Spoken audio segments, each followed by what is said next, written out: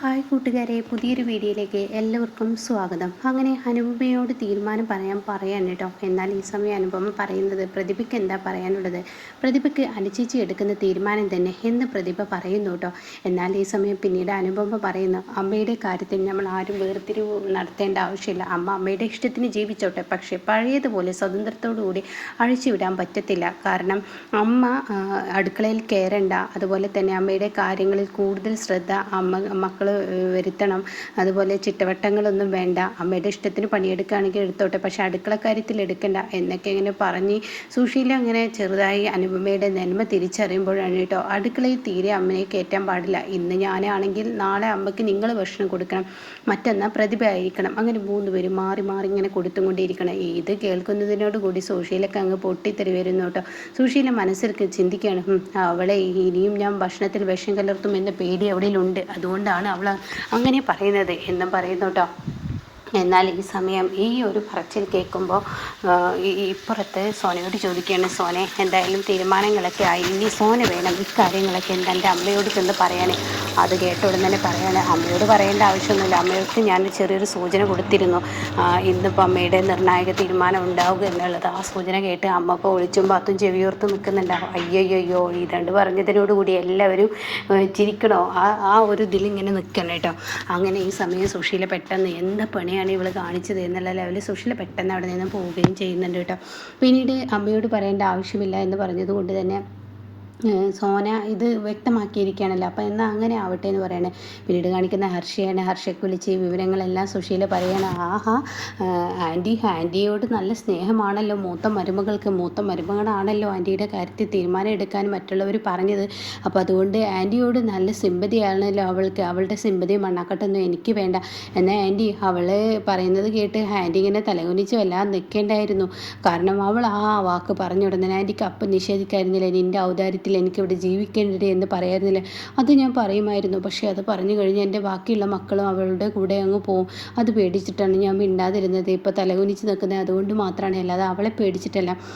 എന്തായാലും എൻ്റെ ആൻറ്റി അവളെ പേടിച്ച് ഒരിക്കലും എൻ്റെ ജീവിതം മുന്നോട്ട് പോകരുത്, അവളോട് പറയാനുള്ളത് അത് അപ്പോൾക്കപ്പം തന്നെ കൊടുക്കണം, അല്ലാതെ ഇങ്ങനെ തലകുനിച്ച് നിന്നിട്ട് കാര്യമില്ല. അങ്ങനെയുള്ള എടുത്തു കൈകളെല്ലാം ഞാൻ ഉദ്ദേശിച്ചത്, വേറെയുള്ള കാര്യങ്ങളൊക്കെ വരുമ്പോൾ ഇങ്ങനെ ഒരു തീരുമാനം എടുക്കുമ്പോൾ ആൻറ്റി മിണ്ടാതെ നിന്നത് ശരിയായി, പക്ഷേ ഇനിയുള്ള കാര്യങ്ങളിൽ തീരുമാനങ്ങൾ വരുമ്പോൾ ആൻറ്റി മുഖത്തടിക്കുന്നത് പോലെ മറുപടികൾ കൊടുത്തിരിക്കണം, അപ്പോഴാണ് ഇവർക്കൊക്കെ മനസ്സിലാവത്തുള്ളൂ എന്നും പറയുന്നു കേട്ടോ. അപ്പോൾ ഈ സമയം ഹർഷേ എന്നാലും എന്തൊക്കെ ഇങ്ങനെ പറയുമ്പോൾ ആൻറ്റി ഇനി അവൾ എന്ത് തീരുമാനം പറയുമ്പോഴും ആൻറ്റി അത് പറഞ്ഞിരിക്കണം, ആൻറ്റി അവളോട് പറയണം. പിന്നെ ഹർഷേ എനിക്കതല്ല, എൻ്റെ സത്യൻ എന്ന് പറയുന്ന മകൻ എൻ്റെ കൂടെ ഏത് കാലത്തും നിൽക്കലില്ല, എന്നാൽ ഇന്ദ്രൻ നിൽക്കും, പക്ഷേ സത്യൻ ഇനി നിന്ന് വേർതി നിന്നാലാണ് ഇന്ദ്രനെ എൻ്റെ കൂടെ നിൽക്കുക. സോനയെ എൻ്റെ ഒപ്പം നിൽക്കാൻ എനിക്ക് കിട്ടി തുടങ്ങിയിട്ടുണ്ട്, സോന എൻ്റെ ഒപ്പം തന്നെയാണ്. അത് കേൾക്കുന്ന ഹർഷ അതെനിക്ക് മുമ്പേ അറിയായിരുന്നു എന്ന ഭാവത്തിൽ നിൽക്കുന്നുണ്ട് കേട്ടോ. ഇതേ സമയം എന്തായാലും സത്യം അകത്ത് നിന്നാലാണ് ഇന്ദ്രൻ എൻ്റെ അടുത്തോട്ട് വരത്തുള്ളൂ എന്നിങ്ങനെ പറയുന്നുണ്ട്. എൻ്റെ മകൻ എൻ്റെ അടുത്തോട്ട് വന്നു കഴിഞ്ഞാൽ പിന്നെ ഉണ്ട് എൻ്റെ ഒരു കാലാശക്കൂട്ട് എന്നിങ്ങനെ സുശീല പറയുകയാണ് കേട്ടോ. ഇതേ സമയം രഘുവും ദയായിരുന്ന് ഭക്ഷണം കഴിക്കുകയാണ്. അപ്പോൾ രഘുവേട്ടന് ഇനി എന്തെങ്കിലും വേണോ എന്നൊക്കെ ചോദിക്കുന്നുണ്ട്. ദയല്ല വേണ്ട എന്ന് പറയണം. അപ്പോഴാണ് അമ്പിളി ആ വഴി കുട്ടീനെ റൂമിൽ കൊണ്ടുപോയി കിടത്തുന്നത്. ആഹാ, ഇന്ന് അമ്പിളി ചേച്ചിയും രഘുവേട്ടനും ഒരുമിച്ച് ഒരു റൂമിലാണെന്ന് തോന്നുന്നു. അത് കാണുന്ന രഘുവിന് ഒരുപാട് സന്തോഷമാവുകയാണ് കേട്ടോ. യോഗ പെട്ടെന്ന് പ്ലേറ്റ് എടുത്ത് കൊണ്ടുവെക്കാൻ നേരം ദയ പറയണത് അവിടെ വെച്ചേക്ക്, ഞാൻ കൊണ്ടുവച്ചോളാം എന്ന് പറയുന്നുണ്ട് കേട്ടോ. അങ്ങനെ രഘു പെട്ടെന്ന് കൈ കഴുകി റൂമിലോട്ട് ചെല്ലാണ്. അപ്പോൾ ഈ സമയം മാഷിൻ്റെ ഫോൺ വരുന്നുണ്ട്. അപ്പോൾ അമ്പിളി കട്ടിലിൽ കുഞ്ഞിനെ ഇങ്ങനെ കിടക്കുന്നുണ്ട്. എന്താ അമ്മാവ എന്ന് ചോദിക്കുന്നുണ്ട്. അല്ല, എന്താണ് ഇവിടുത്തെ വിവരം, മക്കളുടെയൊക്കെ വിവരം എന്താ, കുഴപ്പമൊന്നുമില്ല. അമ്പിളി എന്ത് പറയുന്നു, അമ്പിളിക്കും കുഴപ്പമൊന്നുമില്ല, വേറെ എന്തൊക്കെയുണ്ട് വിവരങ്ങൾ എന്നൊക്കെ ഇങ്ങനെ ചോദിക്കുമ്പോൾ ഉടൻ തന്നെ പറയുകയാണ്, ഇവിടെ കുഴപ്പമൊന്നുമില്ല, ലച്ചുമോളും ഞാനും കൂടി ഒരുമിച്ച് കിടക്കുക അമ്മാവ. ഓ കാണോ, എന്തായാലും കുഴപ്പമില്ലാതെ പോകുന്നതെന്ന് പറയുന്നത്. അല്ല, അവിടുത്തെ വിവരങ്ങൾ എന്താ? അപ്പോഴേക്കും അമ്പിളി അവിടെ നിന്നും പോയി. അങ്ങനെ മഞ്ചാടിയുടെ വിവരം എന്തായി അമ്മാവൻ ചോദിച്ചോ? ഓ, അവളോട് ഞാൻ ഓരോന്നും ചോദിക്കാനൊന്നും നിന്നില്ല, അവളിങ്ങോട്ടേക്ക് വന്നു. ഇന്ന് അവളൊരു ബൈക്കിൽ, അല്ല സച്ചി സാറ് പറഞ്ഞ കാര്യത്തെക്കുറിച്ച് പറയായിരുന്നു. അത് തന്നെ പറയാൻ വന്നത്, അവളോട് ഞാൻ അതിനെക്കുറിച്ച് പറഞ്ഞില്ല, പക്ഷേ അവൾ ഇന്നൊരു ചെറുക്കൻ്റെ കൂടെയാണ് ബൈക്കിൽ വന്നിറങ്ങിയത്. അപ്പോൾ സച്ചി സാറ് പറഞ്ഞതിൽ കാര്യമുണ്ടെന്ന് തോന്നുന്നു. ആ കാര്യമൊക്കെ ഉണ്ട്, പക്ഷേ അവളോട് ഞാൻ ചോദിച്ചപ്പോൾ അവൾ എന്നോട് പറഞ്ഞു അതെൻ്റെ ഫ്രണ്ടാണ്, വളരെ കൂളായാണ് അവൾ എന്നോട് ആ വാക്ക് പറഞ്ഞത്. അപ്പോൾ രഘു പറയാണ്, ഇന്നത്തെ പെൺകുട്ടികൾ അങ്ങനെയാണ്, അവർക്കൊന്നും ഈ ഫ്രണ്ട്ഷിപ്പ് എന്നൊക്കെ പറയുന്നത് അവർക്കൊക്കെ വളരെ കൂളായിട്ടുള്ള ഒരു ലെവലിലാണ് ഇന്നത്തെ പെൺകുട്ടികൾ കാണുന്നത്. എന്നാൽ അമ്മാവൻ 2-3 ദിവസം കൂടി അവിടെ നിൽക്കുക. കാരണം ഇങ്ങനെ പോയി കഴിഞ്ഞാൽ പേടിയാണ്. ഇങ്ങനെയൊക്കെ തന്നെയാണല്ലോ പണ്ടും ഉണ്ടായത്. ഇനിയും പ്രശ്നങ്ങൾ വരാതിരിക്കാൻ അമ്മാവിൻ്റെ കണ്ണൊന്നും ഉണ്ടാവുന്നത് നല്ലതാണ്. ഏറ്റവും നല്ല കാര്യമായിരിക്കും അമ്മാവിൻ്റെ കണ്ണ് അവളിൽ ഉണ്ടാവുന്നത്. 2 ദിവസമൊക്കെ നോക്കി അവൾ എന്ത് ചെയ്യുന്നു എങ്ങനെ ചെയ്യുന്നു എന്നൊക്കെ തീരുമാനിച്ചതിന് ശേഷം മാത്രം മതി അമ്മാവൻ ഇങ്ങോട്ടേക്കുള്ള വരവ്. ആയിക്കോട്ടെ, ഞാൻ അങ്ങനെ ചെയ്യാം എന്നും പറഞ്ഞിട്ട് ഫോൺ കട്ട് ചെയ്തിട്ടല്ല. നമ്മുടെ മോനെ എന്ത് പറയുന്നു, അവൻ നല്ല കളിയാണ്, നല്ല ഉഷാറാണ്, നല്ല രസമാണ് അവൻ്റെ കളി കാണാൻ എന്നൊക്കെ ഇങ്ങനെ പറയുന്നുണ്ട് കേട്ടോ. പിന്നീട് ഇവർ കാണുന്നത് അമ്പിളി തറയിൽ ഇങ്ങനെ പായ വിരിച്ചും കൊണ്ടിരിക്കുകയാണ്. അപ്പോൾ അമ്പിളി ചേച്ചി താർക്ക വിരിക്കുന്നത്, അത് എനിക്ക് കിടക്കാൻ. അപ്പം ഞാൻ എവിടെ കിടക്കുക എന്ന് ദയ ചോദിക്കുക. നീ അപ്പുറത്തെ റൂമിൽ ലച്ചുവിൻ്റെ കൂടെ കിടന്നു. എന്താ അമ്പിളി ചേച്ചി പറയുന്നത്? രഘുവേട്ടനും ലച്ചുമോൾ ഒരുമിച്ച് കിടക്കുകയാണ്. അമ്പിളി ചേച്ചി അങ്ങോട്ടേക്ക് ചെല്ലും എന്ന പ്രതീക്ഷയോടുകൂടിയാണ് ആ പാവം പോയിരിക്കുന്നത്. ഇതെന്താ അമ്പിളി എന്താടി നീ പറയുന്നത്? ഇവിടെ 3 കുഞ്ഞുങ്ങളാണ് കിടക്കുന്നത്. ചിരുവിൻ്റെ 3 മക്കളെ ആര് നോക്കും? അർച്ചയും ഭദ്രയും ഒരുപോലെ കരയുന്നത് തുടങ്ങിയാൽ പിന്നെ ആ 2 മക്കളെ ഈ മക്കളെയൊക്കെ എടുത്തു നോക്കാൻ ആരാണ് ഉണ്ടാവുക? ആരും ഉണ്ടാവുക? നീ ചെയ്തു കൊടുക്കുക. ഞാൻ ചെയ്തോളാം. അപ്പോൾ ചിരു പറയണം, അതൊക്കെ ചിരു ഞാൻ ചെയ്തോളാം, ദയ ബാക്കിയുള്ളത് ചെയ്തോ. ബാത്റൂമിലോട്ട് പോകുമ്പോൾ അവളെ പിടിക്കണം. അപ്പോഴേക്കും അമ്പിളി ബാത്റൂമിലോട്ട് പോകുമ്പോൾ എന്നെ പിടിക്കുന്നു വേണ്ട ചേച്ചി, ഞാനിപ്പോൾ അത്യാവശ്യം എൻ്റെ കാര്യങ്ങളൊക്കെ ചെയ്യുന്നു. എനിക്ക് സിസേറിയൻ കഴിഞ്ഞതാണ്, അതുകൊണ്ട് ഞാൻ വേണ്ടതൊക്കെ ചെയ്യുന്നുണ്ട് ചേച്ചി ഇപ്പോൾ രഘുവേട്ടൻ്റെ കൂടെ ചെല്ല്. ആ പാവത്തിനെ ഇങ്ങനെ വിഷമിപ്പിക്കില്ല, ആ പാവത്തിനെ ഇങ്ങനെ കഷ്ടപ്പെടുത്തല, രഘുവേട്ടൻ്റെ അടുത്തോട്ട് ചെല്ലുന്നൊക്കെ പറയണം കേട്ടോ. അപ്പോൾ ഈ സമയം പറയണേ, എടി നിനക്ക് കുഞ്ഞുങ്ങളെ എടുത്ത് തരിക ആരാ? ദയ ചെയ്യുള്ളൂ, ദയ നീ ചെയ്തോ, ഞാൻ ചെയ്തോളാം, എന്നെ ഉറക്കത്തിൽ പെട്ടാനെന്ന് വിളിച്ചാൽ മതി, ഞാൻ എടുത്തോളാം എന്നൊക്കെയാണ് പറയണം കേട്ടോ. ആ സമയം അമ്പിളി പറയണേ, എന്നാലും ഞാൻ പോകുന്നില്ല, ഞാൻ ഇവിടെ കിടക്കുകയാണ്.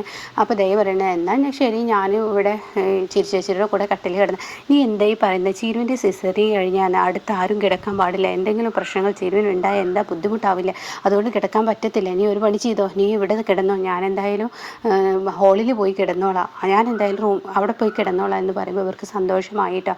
അങ്ങനെ ഞാൻ ഹോളിൽ പായ വിരിച്ച് കിടന്നോളാം എന്ന് പിന്നീട് അമ്പിളി പറയണേ. അത് കേട്ട ഉടൻ തന്നെ ദയക്ക് ദേഷ്യം പിടിക്കണം. അപ്പോൾ ദയ പറയണേ, വേണ്ട ചേച്ചി ഇവിടെ തന്നെ കിടന്നോ, ഹോളിൽ വായ വെച്ച് കിടക്കാൻ എനിക്കും അറിയാം. അപ്പോൾ അത് കേട്ടോടൻ തന്നെ ചിരി പറയാണ്, അത് വേണ്ട, രഘുവേട്ടൻ്റെ റൂമിൽ ചെന്നിട്ട് ദയെ നീ രഘുവേട്ടനോട് പുറത്ത് കിടക്കാൻ പറയും. അപ്പോൾ രഘുവേട്ടൻ പുറത്ത് കിടന്നോളൂ, അതോടുകൂടി പ്രശ്നം തീരുമല്ലോ.